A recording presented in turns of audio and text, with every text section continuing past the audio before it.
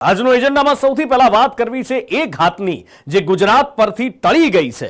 એટલે આમ તો એ વાવાઝોડું જે ગુજરાત પર આવ્યું હતું, જે વિનાશ વેર્યો, જે ડિપ્રેશને, એ અત્યારે જતું રહ્યું છે ગુજરાત ઉપરથી। પણ એવું ન સમજતા કે વાવાઝોડું જતું રહ્યું તો જોખમ ટળી ગયું છે, કારણ કે આ એક આફત હતી જે જતી રહી અને દરિયા કિનારે એની અસર હજી પણ દેખાવાની છે। પણ હા, આફત એટલા માટે નથી ટળી, જોખમ એટલા માટે નથી ટળ્યું કે હજી એક બીજી આફત આવી રહી છે। એ આફત ત્યાંથી જ આવી રહી છે જ્યાં આશના વાવાઝોડું આવ્યું હતું, જ્યાં આશના જન્મ્યું હતું, ત્યાં જ એ પણ જન્મ્યું છે અને ધીમે ધીમે ધીમે ધીમે ધરતી પર આવી રહ્યું છે અને હજારો કિલોમીટરોનો એ ફાસલો પાર કરી ગુજરાતને ફરી એકવાર ધમરોળશે અને માટે જ આફત ટળી નથી।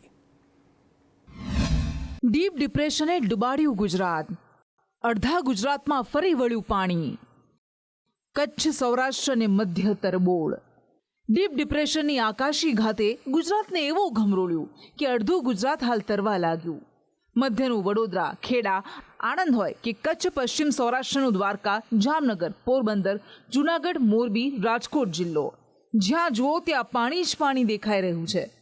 હાલ આ ડીપ ડિપ્રેશનની સિસ્ટમ કચ્છ કોસ્ટ પર છે, જે ઓમાન તરફ આગળ વધી રહી છે।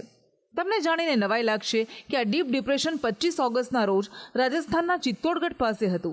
ત્યારબાદ તે સાઉથ રાજસ્થાનથી ગુજરાત આવ્યું અને હવે સૌરાષ્ટ્ર કચ્છ થઈને ઓમાન તરફ આગળ વધી રહ્યું છે, જેના કારણે ગુજરાતમાં હાલ પૂરતો વરસાદ રોકાયો છે। अभी जो गुजरात के ऊपर जो डीप डिप्रेशन इतना पिछले 3 से 4 दिन तक थी, वो धीरे धीरे वेस्ट जाके अभी कच्छ कोस्ट पे हैं और एडजॉइनिंग साउथ पाकिस्तान और नॉर्थ ईस्ट अरेबियन सी। ये सिस्टम अगले 6 घंटे में साइक्लोन में परिवर्तन होगी और ये वेस्टवर्ड मूव करके ओमान कोस्ट की तरफ जाएगी। इसका असर हमारे भारतवर्ष के ऊपर धीरे धीरे कम हो रही है। आज के बाद से इसका इफेक्ट कोई नहीं रहेगा आपका, ना तो गुजरात ना तो किसी और इलाके में।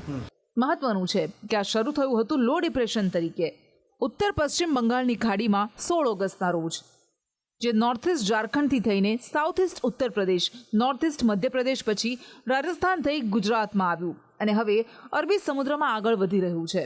પરંતુ ગુજરાત પરથી સંપૂર્ણ ખતરો ટળી નથી ગયો, કારણ કે આવી એક બીજી સિસ્ટમ ફરી બંગાળની ખાડીમાં સક્રિય થઈ છે, જે એક દિવસના વિરામ બાદ ફરી ગુજરાતને ઘમરોળશે। पहला दिवसे भारे वरसाद और त्यारबाद अति भारे वरसाद लावशे। जो हमें अभी चेतावनी हम जिसके ऊपर फोकस कर रहे हैं वो है बंगाल की खाड़ी का सिस्टम। ये जो सिस्टम है ये already well mark low pressure area हो गया है। ये सिस्टम खींच रहा है मॉइस्चर वेस्ट कोस्ट से और जितना मॉइस्चर स्ट्रेंथन करेगा, परसों से दोबारा भारी वर्षा का संभावना जताई जा रही है गुजरात में। और 2 तारीख से हमारी उम्मीद है कि 2 तारीख से हमारे उम्मीद है कि very heavy rainfall Gujarat region में दोबारा शुरू हो जाएगी। कब तक रह सकती है इसका कोई एस्टिमेट? 3 दिन तक अभी हम चेतावनी दे रहे हैं, 2 से 3 दिन तक। मतलब 5 तारीख। हाँ। मैंने जो बोला 2, 3, 4 तारीख को हमने दिए हैं, आगे का हम देखेंगे। આમ કહીએ તો ગુજરાતને રાહત તો મળશે, પરંતુ એકાદ દિવસની। ત્યારબાદ ફરી ભારેથી અતિ ભારે વરસાદ પડવાનો છે, જે મોટા ભાગે दक्षिण गुजरात, सौराष्ट्र, कच्छ તેમજ મધ્ય ગુજરાતને અસર કરશે। अब मेन गुजरात के लिए जो अगली समस्या आ रही है भारी बारिश या अति भारी बारिश की, वो बंगाल में जो अभी बंगाल की खाड़ी में जो बन रहा है, तो उसके बारे में एक डिटेल थोड़ा इन्फॉर्मेशन दे दीजिए ताकि लोगों को पता चल जाए कि किस तरह से आएगा ये जो सिस्टम बनी है अभी कल से ही बनी है बंगाल की खाड़ी में सिस्टम। ये धीरे धीरे थोड़ा वेस्टवर्ड मूव हुआ है। अभी ये north Andhra, south Orissa coast के पास पहुंची है। ये सिस्टम धीरे धीरे अंदर की तरफ आएगी वेस्टवर्ड मूव करके। जब ये सिस्टम थोड़ा अंदर की तरफ घुसेगी, पहले तो आपका बारिश बढ़ेगी आपकी साउथ की तरफ, केरला और कर्नाटका में।